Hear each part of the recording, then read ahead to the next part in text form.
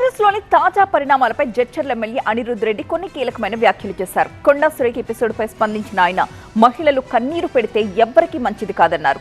మహిళల్ని కించపరిచే విధంగా మాట్లాడే అలవాటు తనకు లేదన్నారు. కొండా సురేఖ అంశం మీద ప్రెస్ మీట్ కు తనను ఎవ్వరూ పిలవలేదని చెప్పారు. కొండా సురేఖ ఎపిసోడ్ పై ఎవరు మాట్లాడొద్దని సీఎం రేవంత్ రెడ్డి చెప్పారని అనిరుద్ రెడ్డి గుర్తు చేశారు. నేను ఎప్పుడైనా కానీ మహిళలని గౌరవిస్తాను.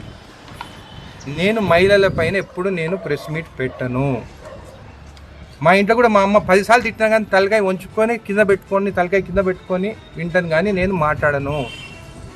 మహిళల పైన ఏమైనా కానీ మనం మాట్లాడితే వాళ్ళు 10 తిట్టినా కానీ మనం ఒక్క మాట మనం తిరిగి తిడితే నువ్వు ఒక్కసారి తిట్టినావు కదా అని చెప్పేసి మహిళలందరూ మన పైన రివర్స్ అవుతారు.